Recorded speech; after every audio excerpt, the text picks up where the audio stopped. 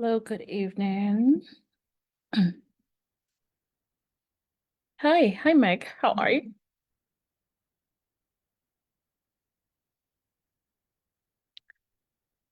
How are you doing today?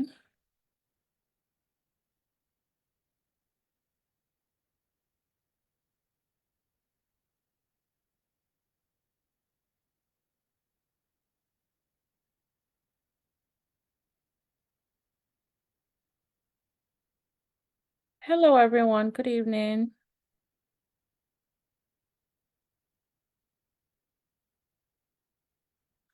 Hi, welcome. Let me get set up nicely here so we can begin our training for tonight. If you're here with us, please type your name and where you're from in the comments, and I say hi to you. Hi, Rua. Helen. That's Helen. Good evening. How are you? Yeah, we're here today.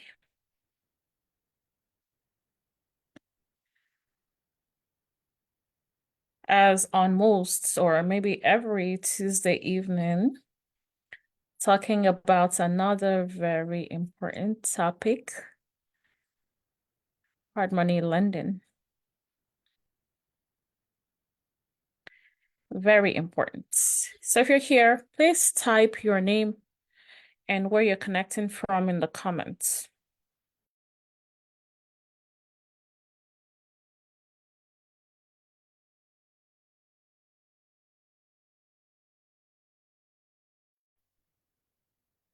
Okay. Hopefully that didn't make a weird sound. Anyways, welcome everyone. Tell us where you're from. Type your name in the comments. Hi, Jen. Hi, Helen. Hi. Hi, guys. Okay, so Jen's from Miami, Florida. Helen is from Missouri. Hi, everyone. Good evening. Welcome. And if you haven't told us yet where you're from, please do that. Do that in the comments. And let's discuss this very important topic for the evening. Okay. All right. I think I'm getting set up bit by bit here. Let me just make sure I can see all of you. I'm just updating my screen here. I kind of have a large screen, so it's like a couple of things scattered all over. So if it looks like I'm looking all over the place, pardon. Uh, let's do this. Shrink this. Hello. Hi, Meg. Thank you for always being there. All right, so I'm gonna start to share my screen while you guys continue to introduce yourselves in the comments. So let's do this. So see, I'm gonna share right now.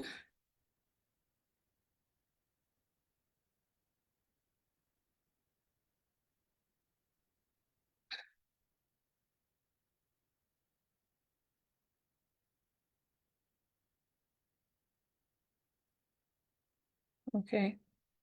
So share screen. See if it lets me do. Okay, no, not options. Okay, share screen. Why does it feel like I'm doing this for the first time? But I'm not. Okay. Oh, all right, give me a moment. All right, let's do this. It's gonna look a little weird initially, but I'm gonna adjust everything so you guys can see.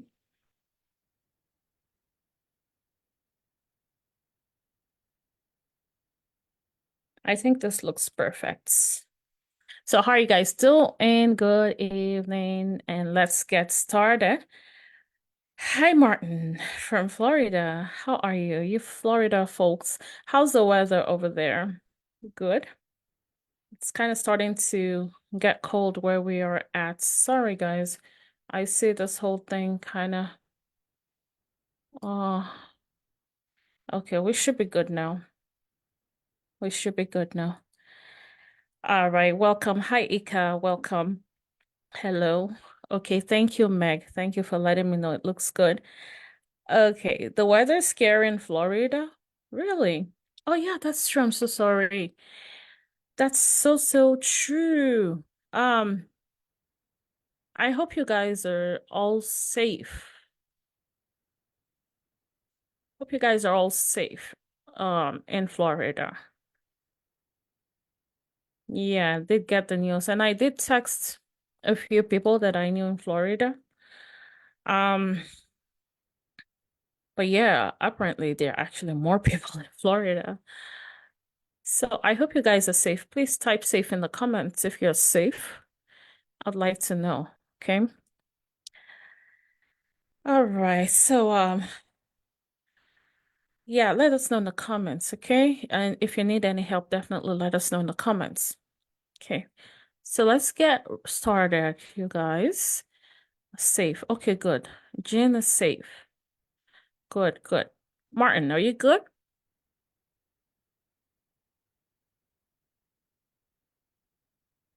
Okay. Martin, please type in the comments when you can. Okay.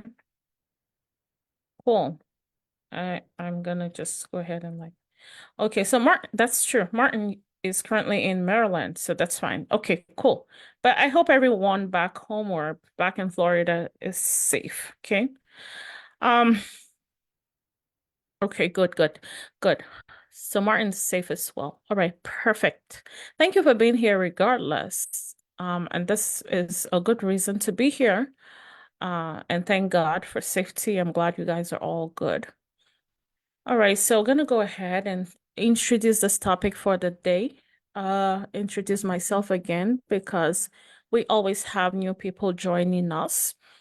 And basically what we do on this platform. Again, my name is Yinka Olumorin. I'm a coach on this platform, Acquire Real Estate. Done a couple of deals ranging from wholesaling to lease options. So basically, if you wanted to do wholesaling, lease options, bursts, fix and flips, constructions, multifamily, long-term rentals, short-term rentals.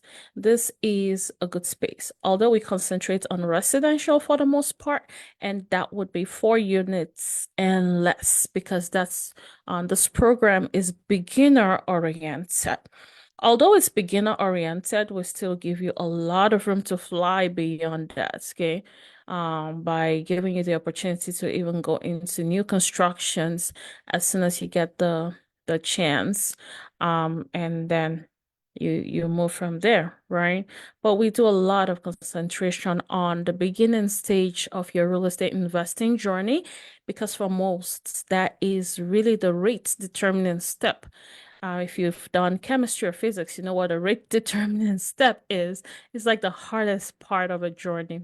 Okay, so once you're able to do a few deals, and residential is a lot easier to get into without partnerships than commercial. So residential is a lot easier to get into.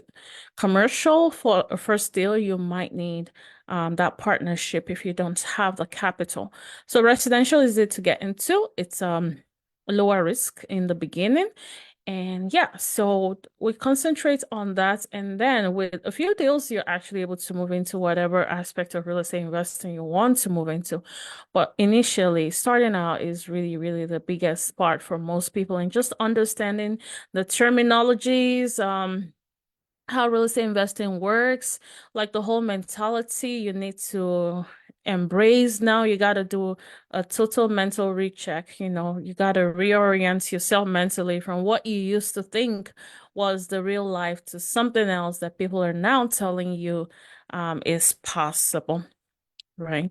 So we do this with Dari, although Dari shows up less frequently here. I'm more on the weekly training here. Dari is much more involved with our coaching students.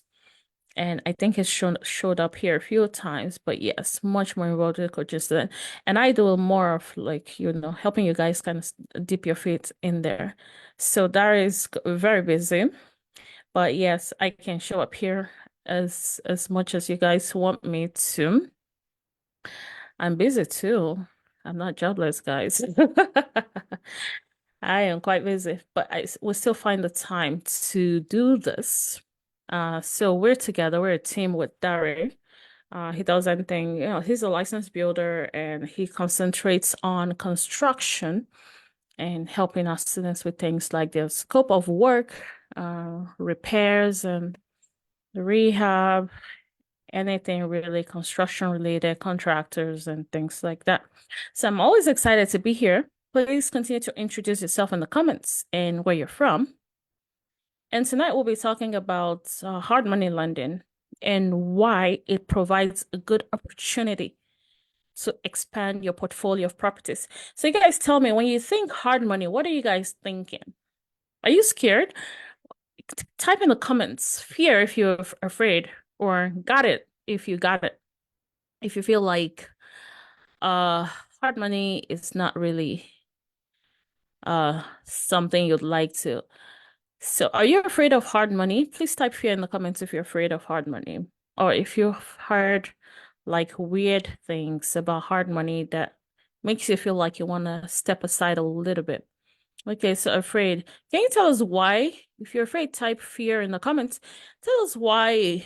What's your biggest reason? If you can type that in the comments, and also any questions you have as we go, please type those in the comments because we want to be able to help overcome any issues or preconceptions you have about hard money. Someone says fear, someone says high interest is the reason why you're afraid. Absolutely. And someone says, I feel like the interest rate will be too high. Absolutely. Cool. Cool. Okay, so keep educating us in the comments as to what your thoughts are about hard money lending, and we'll go ahead and, get started with that. Someone says expensive. Cool. All right. So what is hard money lending? A lot of you guys already know hard money lending. Excuse me. Hard money lending is a short-term loan secured by real estate. Okay. So it's short-term. It's short-term, but it's secured by real estate. And secured by real estate means, real estate is the collateral, the house, the property is the collateral for this kind of loan, right? So it's short-term loan secured by real estate. Okay. So when we say hard money lenders, they are not like the traditional bank, like your Bank of America and Chase. These are either private investors, right? Or private companies. So either way, they have a company that lends to you. They can be a family-oriented company. They can be maybe friendship or partnership oriented companies, and it can actually be, just one founding member of that company, but it is a company.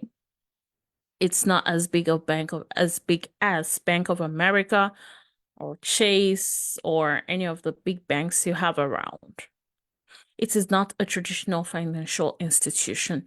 Usually hard money lenders possibly might not like have a physical office. Some of them do, but some of them can actually be 100% remote. Okay. Some of them would have those offices, right? So they're more private. Okay. And someone is typing in here, I cannot get a loan or funding due to bad credit. Okay. How bad is your credit? Someone says scared of not being able to sell in time and the payment will need to be made per interest. Yeah. I'm not able to get loan due to bad credit. I get that. Okay. Well, so let's know, what's your credit score like? All right. So let's go on with what hard money lending is. Hard money lending is assets-based lending, which means it's highly dependent on the numbers of that property. So it's less dependent on your credit score. All right, less. They put more priority or place more priority on the asset itself, on good numbers. Okay, I see you said your credit is 585. Okay, we can talk about that. So they place the priority, the lending priority on the asset itself. What are the numbers looking like on the asset? Okay, so why hard money? Why hard money lending? But you guys, regardless of all these fears that you have, why do you think people will still go ahead to get hard money? What are your thoughts about what people are looking for with hard money? Maybe we can even see if it's worth it, right? Is hard money really worth it? Why do you think anyone might want to consider hard money? What do you think? Can you type in the chats to let us know what you think? Might be maybe the benefits of hard money. What do you think? So why hard money? Easier to get than traditional banks. That is absolutely correct. Yeah. What else? Who's worked with a hard money lender here? And what was the experience like versus a traditional bank? The benefits, definitely. Okay. They close fast. Absolutely, Nelly. Hi, Nelly. Absolutely, they close fast, right? So they do definitely a fast approval, fast funding. So you don't need all this paperwork, a lot of paperwork that the bank requires you to get together before even considering financing you, right? So it's faster, it's definitely less requirements. It's good for short-term projects. So banks will not fund like bridge projects, like projects that you need to do for 6 months, you're in and out. Banks would not fund that, but hard money lenders would fund such projects, right? Like fix and flip, for instance. But that's not the only kind of loan that they fund, right? So hard money would fund um those kind of projects that are short term, they're not typical. And project when you say projects generally, usually banks like to avoid construction. Um, except maybe it's owner occupied property and you wanted to do like a 203K loan and fix it while you live in it or all that stuff, right? So it's owner occupied. The bank would do owner occupied, but for investment, usually not. Maybe except on the commercial side or big project side, or maybe smaller banks. Maybe. But then you still have to go through the normal requirements and all the paperwork. And there's really no guarantee, right? Okay, cool. So they're good for short-term projects. Short-term projects, projects that you're in and out within a year. Okay. Okay, so here, I know this is a mouthful. Most of them have long-term DSCR products. Okay, and DSCR is really just saying, and it just stands for debt service coverage ratios. And it just means that you have a long-term loan like a regular 30-year amortized mortgage for a house. Like if you buy a house, usually your mortgage is a 30-year amortized mortgage. That means the term of that loan is 30 years. And then you have this specific interest rates you're paying split throughout the year. If it's like 10% annual interest rates, it will be divided into 12 months, and that's what you're paying for interest. And then you're paying some amount into the principal. So you have to go on to like an amortization table online. I think I showed this within the group the last time, where you punch in the amortization, you punch in the loan amount, and it splits it for you as to what you're paying every month.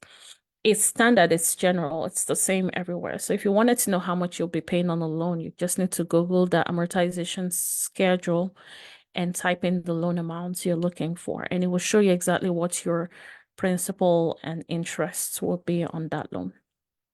So most of them will actually have loans that you can use for rental properties, and those loans are 30-year long or 30-year amortized loans as well.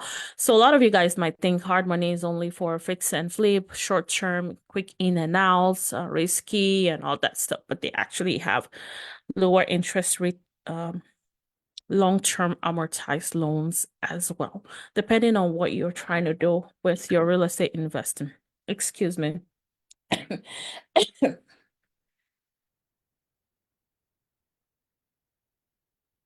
All right, so here we go with why you might want to consider, why would you even want to do this under hard money lending as opposed to, say, like the bank?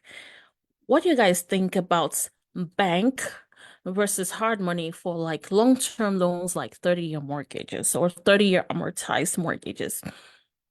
What do you think? Is there any difference? What do you guys think for 30 amortized mortgages? Like if you wanted to buy an investment property and you went to the bank to apply for a 30-year mortgage, like what would you be looking at? Yes, you'll have all that paperwork. Yes, it would be a lengthier process. Yes, it would be a more stringent approval process, right?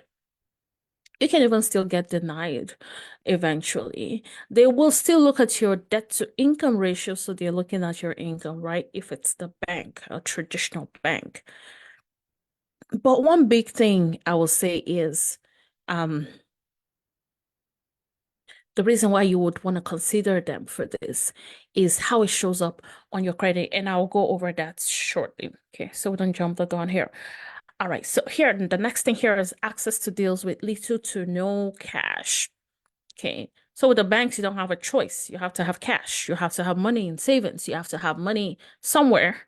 You have to have money that's not credit. Okay, if you're trying to qualify for a traditional mortgage, maybe you're trying to buy a house right now. The last thing you want to do is to go into your credit products. The last thing you want to do is to use your credit card. It's going to mess up your finance and you might end up being kicked out. Basically, at closing table, they're saying you cannot be funded because your credit score has dropped or your leverage, your debt to income ratio has changed because you leverage, because you use that credit card. But it's very different for this kind of loans, right? Oh, way hard money. Nobody cares what your, for the most part, what your debt to income ratio is. If they had to look into it for any reason, it would be more of what your repayments habit looks like. Okay. So every lender really wants to know that they're working with someone who's credible, right? But so it's very different for everyone. All right. So you have access to deals with little to no cash, and that means that you can bring money from any credit card, any credit product, any line of credit to actually make up the down payment for this. You can bring money from friends without actually documenting where you got the money from, right? Because with a traditional bank, you have to say, is this a gift? Are you going to have to pay back? Because if you have to pay back, it will be considered a loan, and that would affect your debt to income ratio.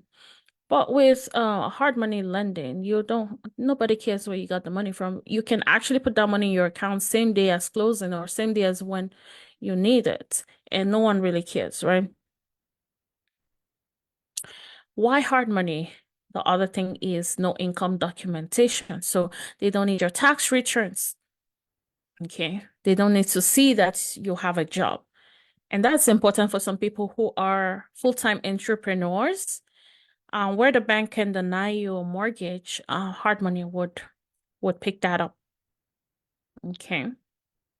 And if you're an entrepreneur here and you're trying to buy a house for yourself, you have the money, but you don't have the stability. You know how the banks require you to have a regular W-2 job for, let's say, X amount of time. They're definitely bank, and this is like gold because I remember then it used to be a problem for me. And there are definitely bank statement loans that you can take advantage of. That's like a breakthrough information.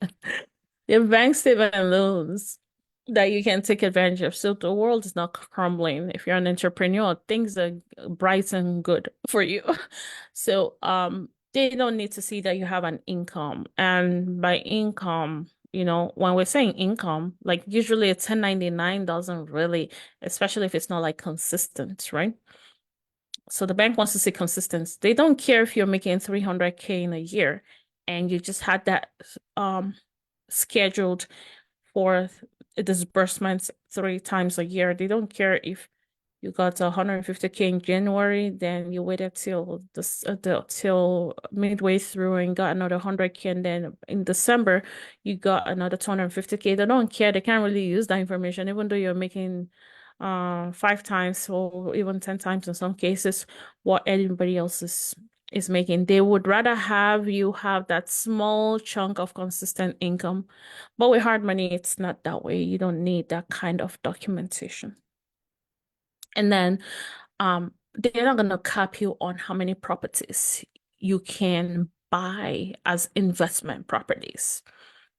Okay, in traditional sense, they're going to cap you. I believe you can buy up to 10 properties under your own personal name. So, wanted to buy like 10 rental properties in the traditional way, you can do that. Of course, make sure you have savings, right? To pay for down payments, make sure that your debt to income ratio supports that amount of properties. I believe as a couple, you can both, or as a family or couple, both of you can qualify for 10 each under each person's name. So as a couple, if you're buying like investment properties and you're doing that traditionally, you don't want to both be on, if you both have good credit scores, you don't want to both be on a property for no reason, right? You can have one person each time. So you can leverage, and if that's the way that you want to grow, all right, so you can leverage and have each person do 10 at a time if you're fine with all the paperwork and all the limitations that has to do with that, because you definitely probably can't do multiple closings within a year, right? When it comes to traditional. But here with the commercial hard money side of things, there's really no max properties. You can show up sometimes in the same closing. I've had 3 closings at once. You can show up and buy as many properties as you want. Doesn't matter. The same day you can close on multiple properties. You can do back to back. They don't care. They don't care about whether you're incurring more debts or not. They're not even aware of anything else going on, right? And they don't care. They even want to see that you have investment properties. They want to see that you're getting the experience. And that also helps with terms, and we'll get to that as well.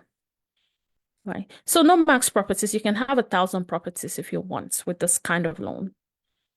Okay, so it will not show up on your personal credit, which is a big one. This will not show up on your personal credit. Okay, so on your personal credit, your personal home is going to show up.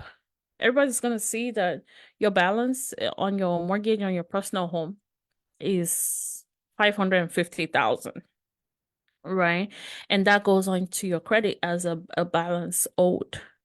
Does that play a big impact? Usually not seriously, right? If you're on time with your mortgage, it's good. When you're paying it down, it shows well on your credit.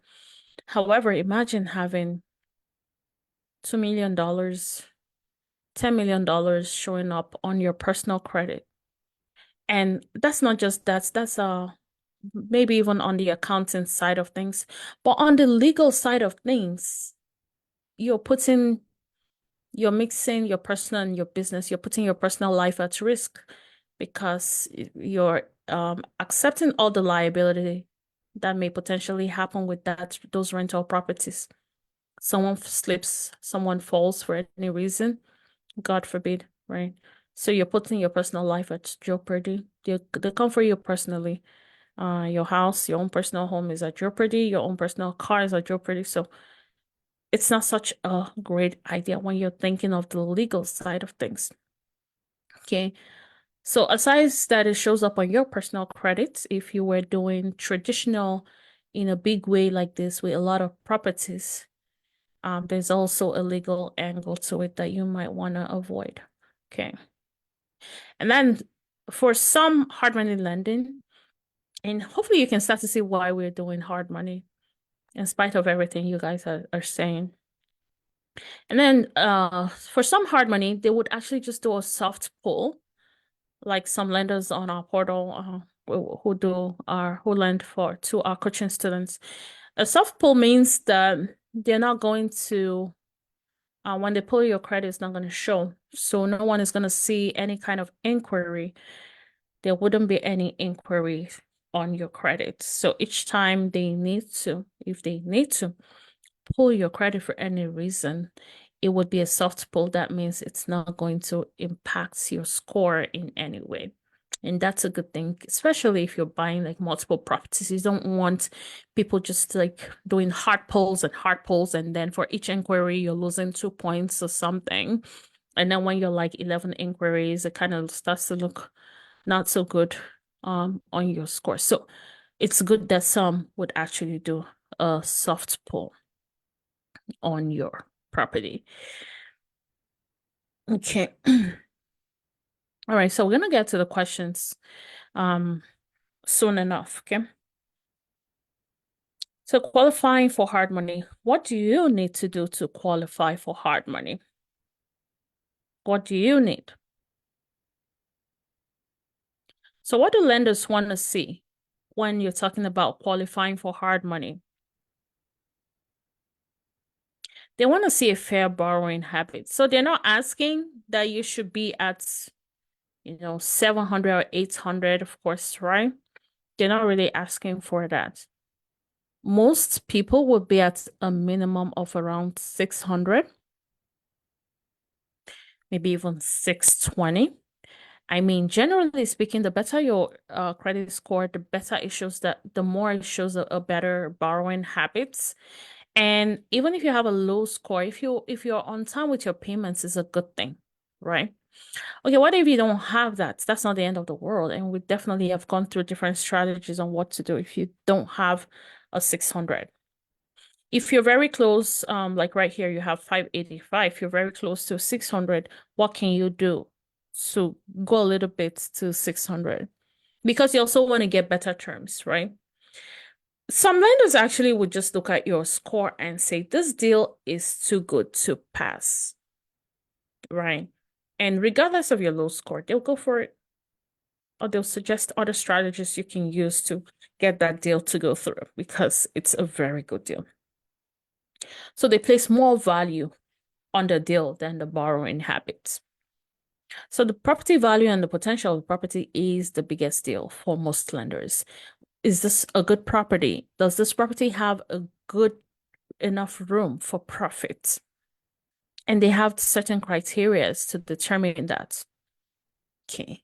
What's the borrower's experience level? Okay. So with experience, you also have favorable terms. You get good terms. Well, good thing is the lenders on our platform for our coaching students actually would lend to first-time investors. So if it's your first deal, they would go for it. And also the coaching program actually gives you some kind of credibility to say that you kind of know what you're doing.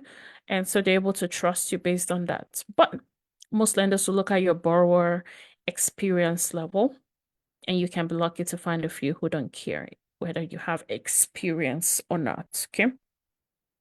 But everybody gets experience one way or another, and I get it. It's just like a job where you say, um, they're looking for someone with experience, and then no one is hiring the person who's fresh out of college. Sometimes it's like that, but it's not that serious in the hard money lending world. There are definitely ways around it.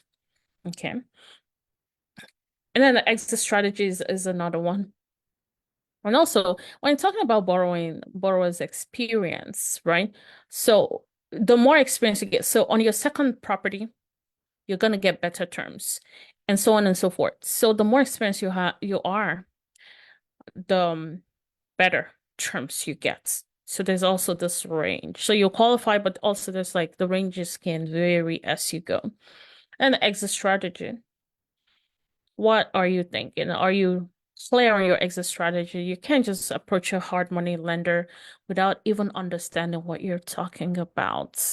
Is your exit strategy like a fix and flip? Are you telling the hard money lender that the property makes good sense as a rental property? What kind of cash flow are you talking about? Like how much would a property make on a monthly basis?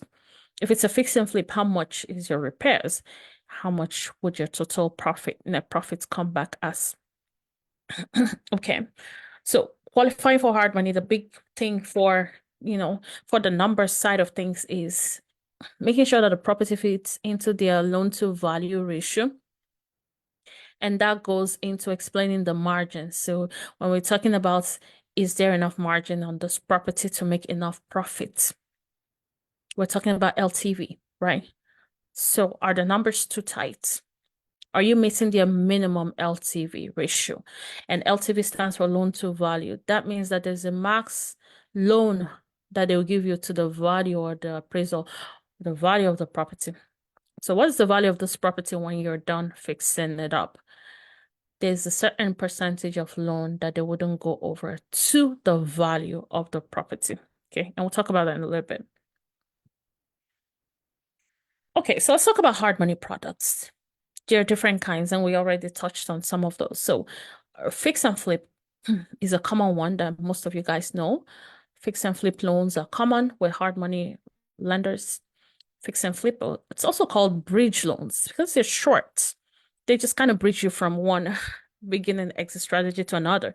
Fix and flip is just for fix and flip. Usually, you should be done fixing and flipping a property within a few months, right? So, it bridges you either from buying to selling or buying to refinancing. And that's what bridge means. Okay. They also have new construction loans, right? New construction loans or products. So new construction is really buying the land and doing a ground up construction and selling. Or if it's if it's a couple multi-families, then you're doing new construction on that, then you're constructing to rent. Okay. So they cover both, whether you're constructing to sell or constructing to rent. And then the DSCR ratio, debt service coverage ratio, is loans. Well, this should say DSCR loans or DSCR products, right? So the DSCR products is the one that we had described initially, where they would actually cover 30-year amortized mortgages. And recently, because even though you're gonna say maybe a hard money lender they usually have higher interest rate. Recently, with the high interest rates, generally speaking, DSCR loans have not been different. Back in the days, they used to be 1 or 2% higher than conventional mortgages, but in recent times they have been the same. In fact, I've had a bank quote a property on 7 to 9%, saying that's really the range they'll be at. And the DSCR mortgages were as low as 6.63% at that time. So we've seen recently that DSCR loans were even actually lower, even though they have lesser requirements. They really want to make sure that this property is going to give you enough rental income for them to make a decision to go ahead and lend on it without looking at your income or tax returns or without any lengthy paperwork. As a matter of fact, this one gets consummated within 2 to 3 weeks, right? Within 2 to 3 weeks, you can have as long as appraisal goes on smoothly and on time, because appraisal is really like the biggest thing. Time consuming events, waiting for the appraiser to go in and come out of the property and generate a report. If they can do that in a timely manner, you can be as fast as 2 weeks for a DSCR mortgage or loan from hard money. And you can be as low as banks, or even in some cases lower than banks, which is a win-win all round. This DSCR loans and all the loans that hard money give you or grant you access to are not going to be under your personal name. Okay, they're going to be under your LLC. Okay, and so it's not showing up on your credits. It's showing up as a business product or as a business loan. And in and out, no one needs your own personal income to determine anything really on those. And they also have rental portfolio loans. So if you have 5 properties plus, if you had like a few different mortgages and you wanted to bring everything, to combine everything together to one single mortgage, they would do that. Or if you wanted to buy 5 properties at once, they can just start you out on a rental portfolio loan right off the bat. Okay. So they also have rental portfolio products as well. They can take it over from the previous lender if you prefer their terms, or if there's maybe you want to do a cash out refinance, or you want to pull equity from those properties. You can certainly do those with this loans that they give. Okay, so let's talk about their terms. Hard money loan terms, which is really what you guys have been having like pushback on. I don't know, it's too expensive, it's this and that. Okay, so fine. Let's go and talk about this. Okay, so when we talked about loan to value, remember we said they wouldn't go above a certain amount of loan. They wouldn't give you more than a certain amount of loan to the value of the property. And the value of the property means after you fix up the property and the property is in its best shape ever, what would be the max, what would be the average you can sell it for? With the property being in its max acceptable condition, what would the value be at? For instance, you're buying a property at 50,000, you're estimating that it will sell for 150,000 because a property nearby that looks just like it has sold for that amount recently, right? So that is what they would usually they go up to. So it can be less than this depending on a lot of things, but they will go up to 75% of the loan to value ratio. And that means that you can't just come up with weird numbers and present. You have to make sure that whatever loan amounts you need from these folks is within the 75% of the max value of the property. You cannot loan beyond 75% of the max value of the property or the average max value of the property. Okay, so very important. And then the other thing is the interests. And this is interest on short-term bridge mortgages or bridge loans, like in and out within a year, short-term loans. They can be at 7 to 12% interest. But guess what? The banks will probably be at this lower range for construction loans. Maybe a little lower. Well, that was before interest rates jacked up. But for bank construction loans, it's not the same as a regular conventional mortgage for a house that you want to live in. Anything construction has higher interest anyways. And for good reasons. I mean, usually you make if you're picking your numbers right, you make a lot of money. It's higher risk, as they say, but there are ways to mitigate your risk, making sure that the risk you're taking is worth it, right? So the high risk is that you have no idea what you're doing. You did not put your numbers together correctly before you went in. Because sometimes it's hard for the hard money to know that that's what's happening, right? So that's why they slapped this on.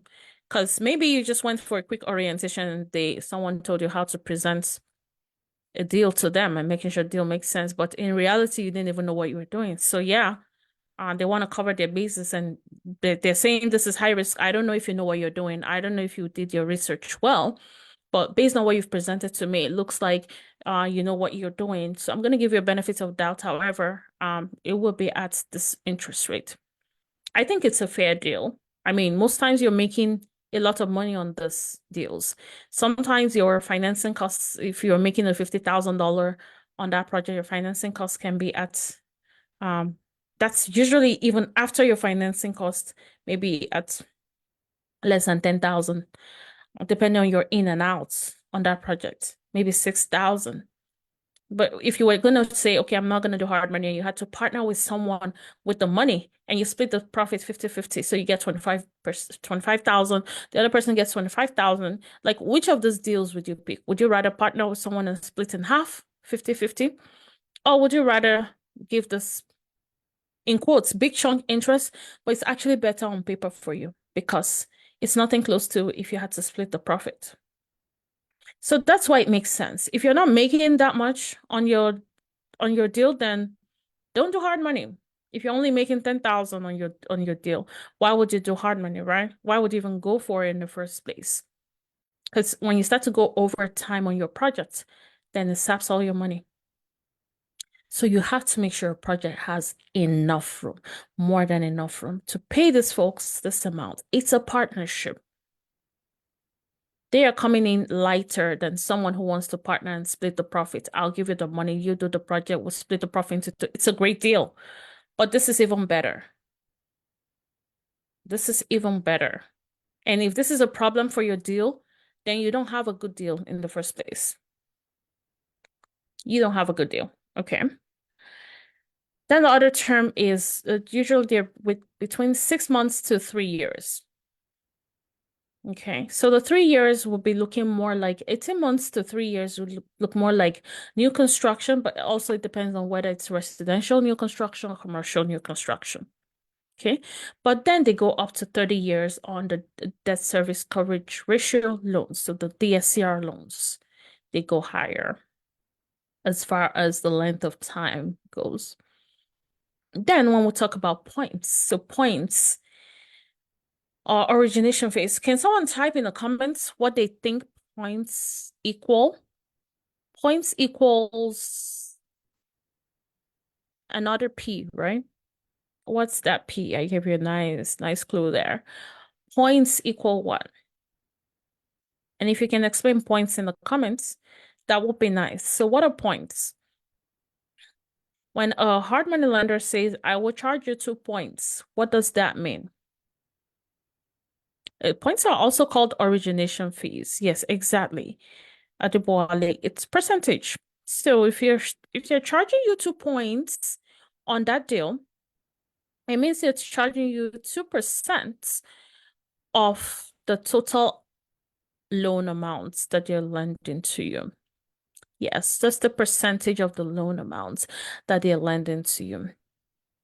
So sometimes you hear points being interchanged as origination fees. So it's a points or origination fees. Okay. And then they'll go as low as 0 to 10% for down payments. Okay. So some people will go 0%, but they'll charge you more in points. And some people would do and most people, well, our folks are usually around 10% down payment. And you can and are usually not going beyond 2.25 points for the most part. So yeah, and that's really a pretty sweet spot.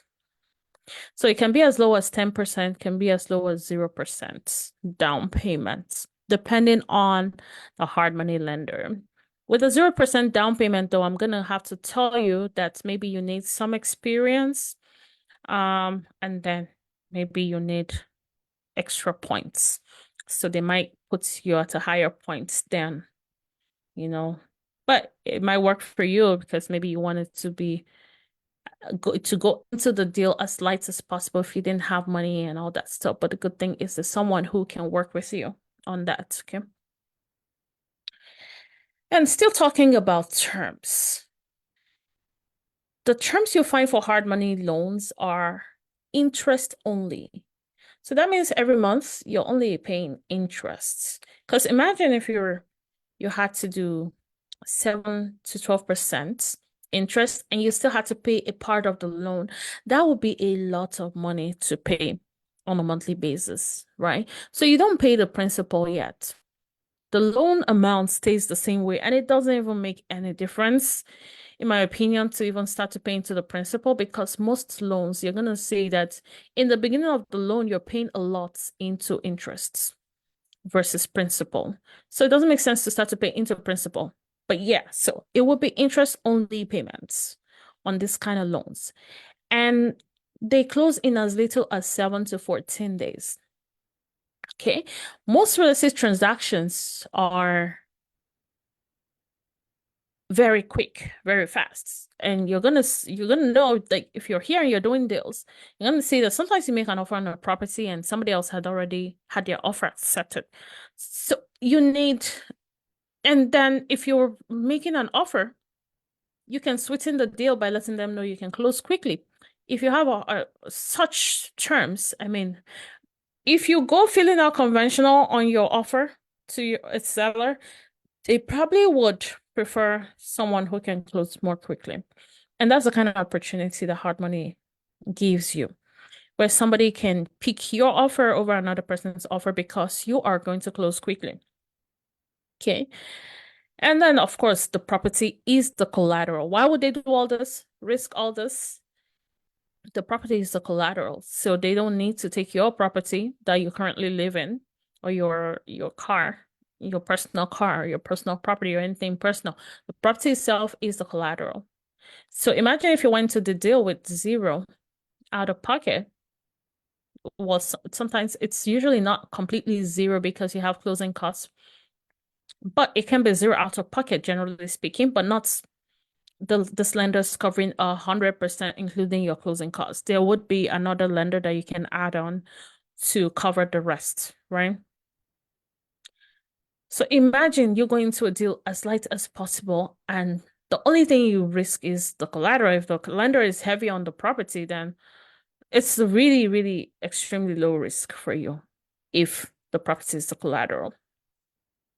Then the credit is usually 620 and up, 600 and up. I've seen 600, 620 and up on average required for you to be at. So if you're a little bit less than 600, see what room and then take that credit training we have.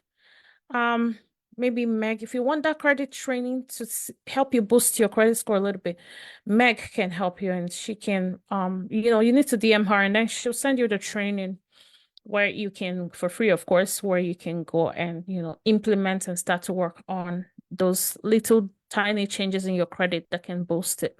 Okay. So let's talk about how risky hard money is, because that's really where you guys are always like, hard money is so risky. Why should I use it? So how risky is hard money? Hard money is definitely, it's as risky as you can see. The terms, right? The terms are steep.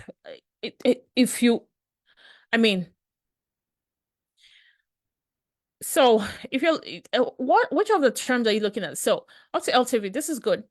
This is really the only thing that you're thinking is steep, and then the origination, right? But they also sweeten the deal by having you come up with less as it's as possible, right?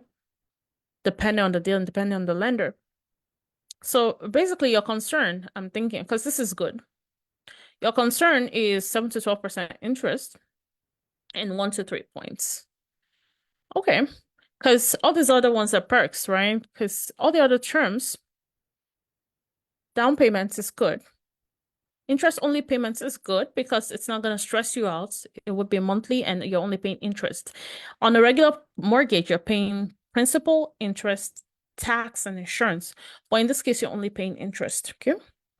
And they close fast, which can be the difference between you getting that 50K profit deal or not, right? So they close fast, which is good.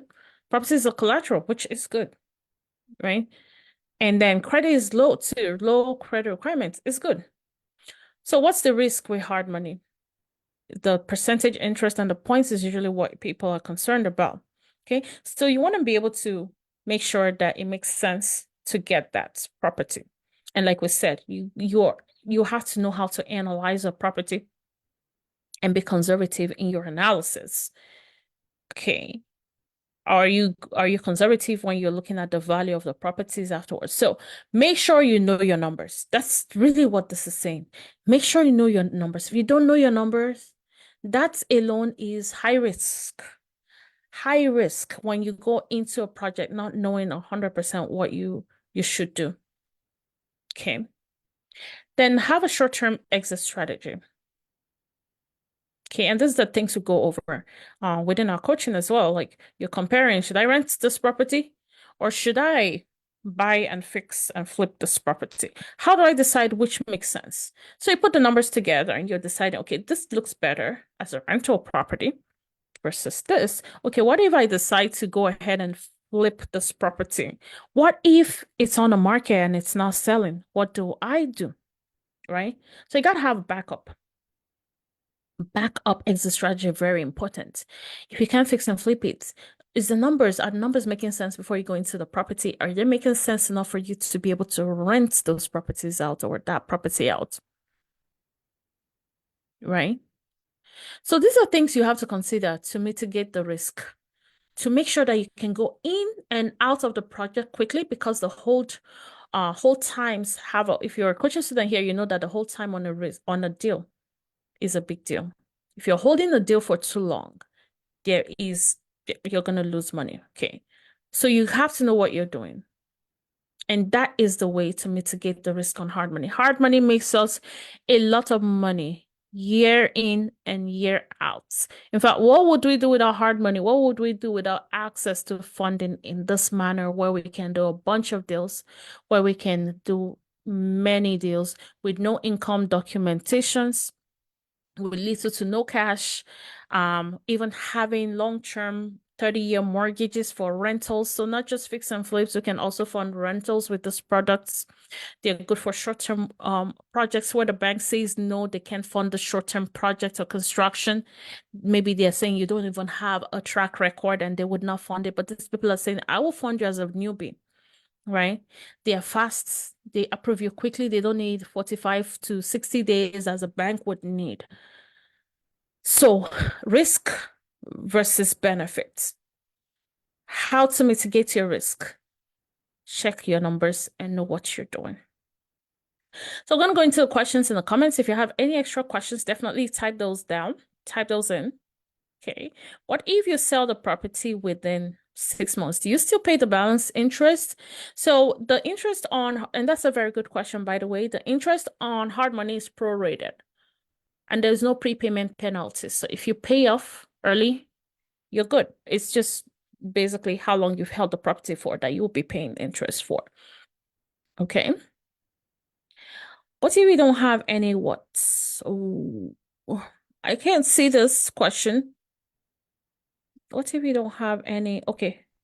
Okay, what if we don't have any down payments? So we talk about what to do in that case. If you haven't taken the Three Secrets training, maybe ask Meg. She will have the link sent to you on the Three Secrets training, where you're merging two different types of financing or funding to make a deal work. So if you don't have down payments, yes, you can still make the deal work. Okay, and what's the number? What is what number, Omolara? What's the number? I don't understand that question. If you can rephrase that before we get off, that would be nice. Okay, and I'll look again at the comments. So if you need a resource for the day, you want to type HML or hard money lending into the comments. Okay, hard money lending in the comments. Okay, so type hard money lending or HML into the comments. And if you don't have this already, I think most of you guys should already have this top funding ebook. If you don't have it, definitely type HML in the comments, and Meg is going to send that over to you. And again, I invite you over to our inner circle, which is our coaching program. You need to start to build your knowledge base. Okay. So the inner circle is good for you to be able to understand how to analyze your deals, to really know what you're doing. Okay. So you're locating the right deals to be able to present to a lender for acceptance, making sure it's within the LTV requirements, and making sure you have the right exit strategies. These are things that we cover within the coaching program. So type inner circle in the comments. It's a great platform because you get help along the way and all your fears are calmed. Okay. So I welcome you on board. If you'd like to join us, type inner circle in the comments, and Meg is going to reach out to you one-on-one. So the main point of the coaching is really to guide you step by step, and you have someone or people who are willing to work with you, okay, and show you and guide you through the entire process. So jump right in. I welcome you. Type inner circle in the comments. And also, we cover all the different models of real estate investing, different exit strategies, whether long-term, whether short-term. We have a set plan actually to get you to the first deal by the 6th week, or realistically, because it's not magic, right? I need you to put in the work that I ask you to put in, okay? So definitely getting into that first, or realistically guaranteeing to work with you until you do your first deal. So definitely type that in the comments. It is an amazing one. Also, you'll get to connect to our lenders within the program, which makes life a lot easier. Okay, look, I'm literally talking to lenders on our people's behalf, people that I've built relationship with over the years. So type inner circle in the comments and we'll pick a time to discuss the process. Also, for the summit, guys, this is the final week to take advantage of this rare opportunity. Doors are closing this week, so hurry up and register. This is a program for our coaching students only. Okay, guys. However, we've opened the doors to non-members also. You're meeting face to face and in the same small room with seasoned and savvy real estate investors who do multiple deals. Some new construction, some developments, fix and flips, rentals, people with big portfolios of properties. So it's a great opportunity, you guys, to build friendships, to build partnerships, to build relationships, because who you know goes a long way in this business, okay? So go ahead and register. And also in the summits, you'll actually be touring different projects and learning about new constructions, fix and flips, Airbnbs, and so on by actually seeing those projects in person. That alone is worth over $5,000 in value. So if you'd like to be there and experience it for yourself, type summit in the comments. Also, Meg, if you can kindly post the NM link in the comments as well.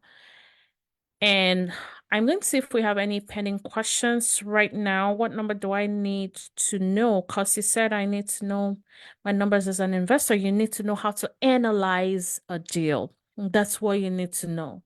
If you don't know how to analyze a deal and you just said 1 + 1 = 2, in the world of construction, you're taking the biggest risk ever.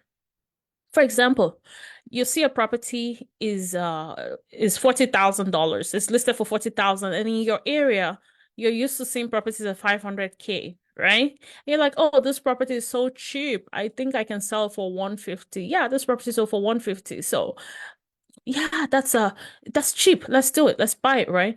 And then you get a contractor in there. Unfortunately, your repair cost is at 200,000. You don't know your numbers.